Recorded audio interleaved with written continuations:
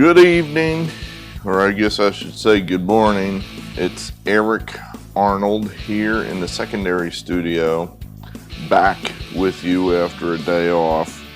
It is Friday, April 16th, and just checking we got our mic on, everything should be go. We thought take a break here, go into the secondary studio. A little cold out there tonight. Plus, our last effort was an abject disaster, so thought we'd A, take a day off, and B, break it up, go back into the secondary studio, see if we can't find a winner or two here. Like I said, we skipped yesterday. Wanted to say congratulations to Carlos Rodon. Is that how you pronounce that? Probably not. But he threw a no-hitter for the White Sox. Is it me, or are the no-hitters becoming more prevalent? This three-true outcome baseball that we play now, wherever, and who came up with that term, if you don't know what I'm talking about? Three-true outcome. Walk, strikeout, home run. The three true outcomes. Because that's all baseball is now. And, what does that mean? Does that mean if I get a single to center field, that's a false outcome? That's bad?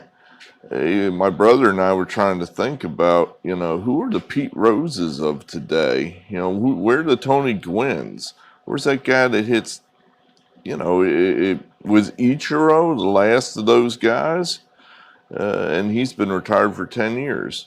So, anyway, but congratulations to Rodon. He almost had a perfect game, and then I guess he hit a guy in the ninth inning. That's kind of just, you want to punch somebody because he hit the guy. The guy didn't move an inch, just stood there. It was one of those back foot breaky balls that was such a bad pitch. It hits right off the top of the batter's foot. He leans all his weight forward to swing, and here the ball drops down and hits him on the foot. So that's kind of hard to get out of the way of. So I don't know. I blame the batter for not moving, but that was what ruined the perfect game. But he still got the no-hitter. So anyway, salute to him. All right. Well, let's briefly refresh your memory that we had this awful Wednesday, winless, 0 for 4, disaster. And none of them were close. It just didn't happen. It just, Adam Wainwright, we've had him a couple times this year, and that dude's yet to pitch well. So, could be over for that guy. Just, could be the end of the road for him. The Padres, they just picked a bad time to forget their bats, and Musgrove, I guess, had a no-hitter hangover. And come on. We got Distracto Cat jumping all over the place. He's been waiting for 2 hours for me to make this video. He's been sitting here, next to the camera saying, "Are we going to make a video now, Daddy? Is it time to make the video yet?" He's got the I'm all wound up tail going here. So we'll try to keep him out of the way. Ow.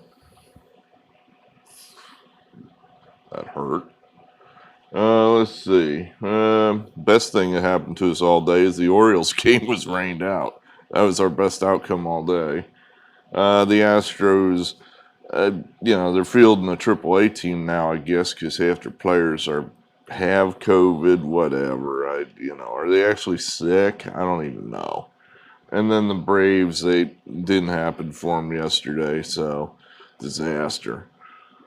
At any rate, hold on a second. Here, you get down. No, I know you want to get up. Get down. Here we had a question from Bruce Franklin regarding, do you ever play parlays, or for that matter, anything other than just a straight outcome? Because, your bookies, they'll give you any kind of bet you want practically. You can do all kind of cool stuff. if you want to be creative. Over unders, you can parlay stuff. You can bet on probably individual players. You can make in-game wagers if you're fast enough. In other words, um, in that 20, 30 seconds sometimes between pitches, you can place a bet. If you think the bet on that individual pitch, the outcome of that pitch, you think you have an advantage over what the bookie's offering you, or you just have some kind of, insight as to what's going to happen. You can bet on all that stuff. Now, the answer to Mr. Franklin's question is no, I don't. I just don't. I have enough trouble trying to figure out the winner of the game as it is, let alone, two games and link them together. That I think that's a bridge too far for me anyway.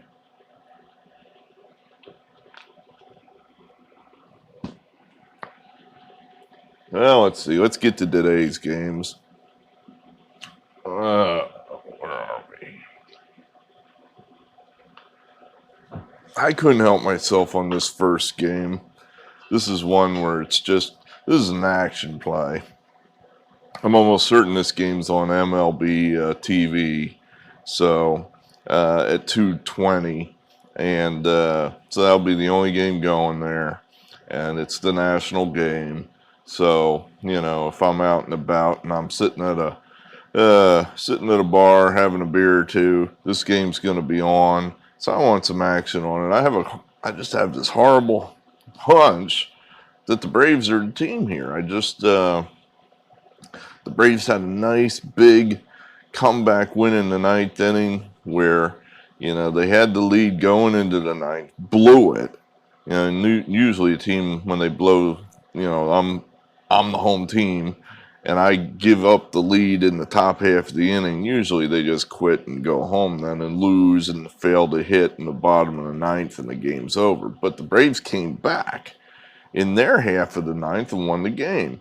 That's unusual. So I figure they're feeling all good about themselves. Plus, you might be getting a little value here because the Braves haven't played well. So, this is only laying 128. The Braves are, I would argue they are the second best team in the league. I know it's early in the record, doesn't reflect that, but I still think that when all is said and done, the Braves will be slugging it out with the Dodgers at the end. Sorry, Padres, but long season. You can change my mind, San Diego, or anybody, San Francisco, whoever.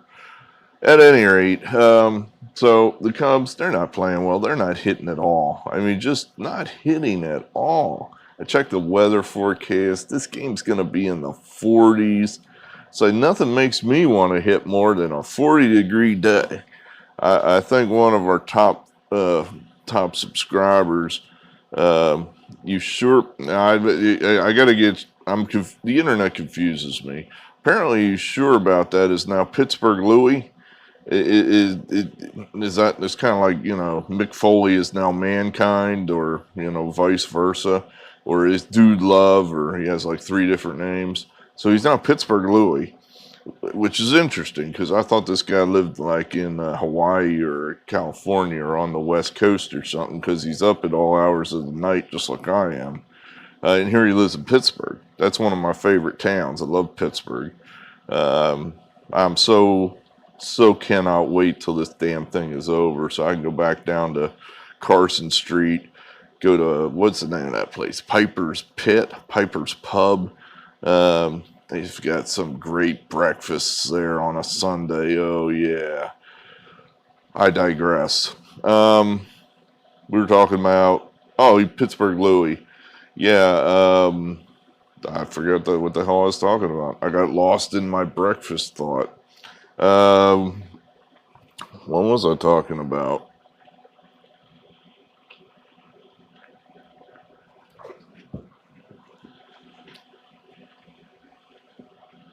Oh, he said, did I play baseball at one point in time? Yeah, way back when I was in high school. And I remember it'd start the season here like 1st of March.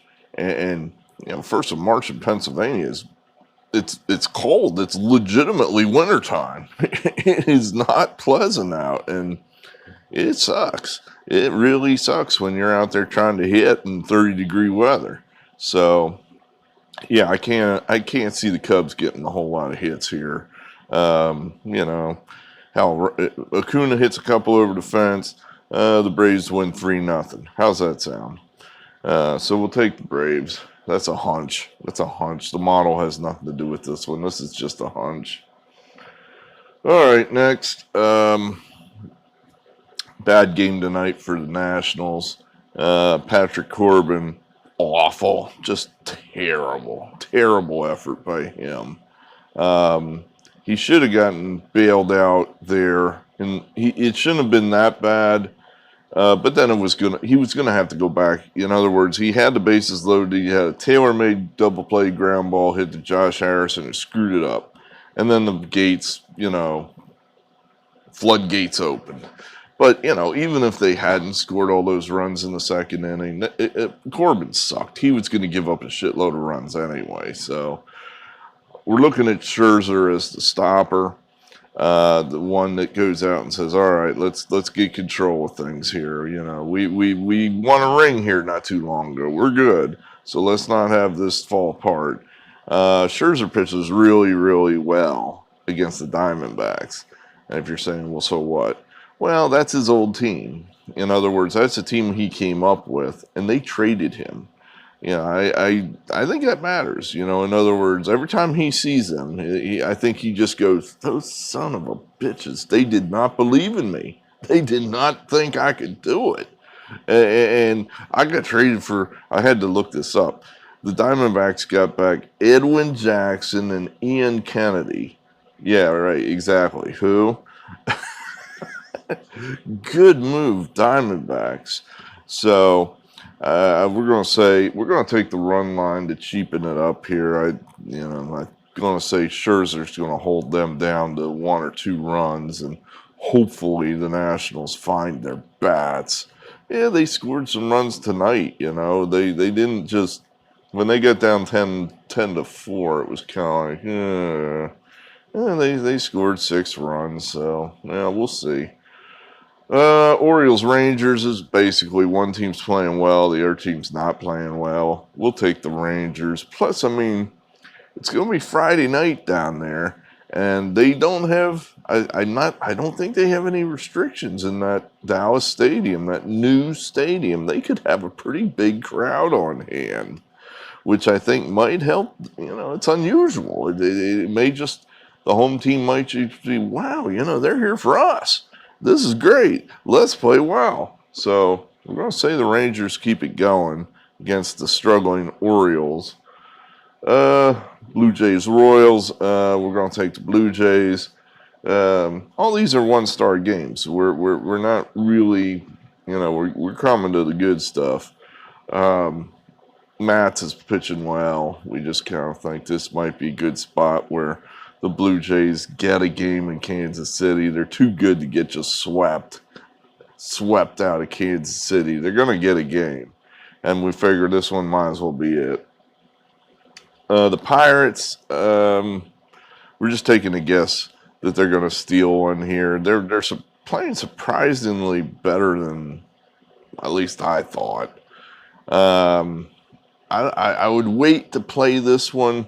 This one strikes me as a complete, okay, everybody raise your hand. It's on the Pirates. And, like 2 people are going to raise their hand. And who's on the Brewers? Everybody. So I think the price is going to float up as it gets close to game time. And, I'm going to mark it down here because I got to, I got to put something down. So we'll put the price down as of now, but if I were you, I would wait a little bit because I think that number will float upwards and you'll get better value closer to game time. So we'll take the Pirates. That's a 2-2. Model likes that game, so we'll take that one for 2 stars. And then the game of the night, that's the Athletics. That's the A's. They got off to a real lousy start, but now they're hot. Now they're 5 in a row? They're on 6 in a row. I don't know what. They're on a roll. So They avenged themselves down in Houston, beat the hated Astros this week. That made them feel good. Now they're at home. Tigers are playing better than people expect, but they're still the Tigers. And the A's are a tough team at home, particularly for teams that don't go out there that often. It's a funky place to play. You got to go all the way to the West Coast, and then the stadium itself is just funky. If you're not familiar with it, it could throw you off. I mean, you got these huge spaces there, foul territory, so that's unusual. Nobody's used to that except the home team. The locker rooms, they're from the 40s. It's all funky there, so you're not used to it. The A's play well there against teams that are they don't see that often. So we like Montas. I think he's a pretty good pitcher. I think he's still going to find his groove. It's a little heavy price there, but I think it's worth it. I like the A's. I think they're going to keep their hot streak rolling. So that's our top play. And then we have, for two more stars, we're going to take the Astros. They're a mess right now. They're an absolute mess.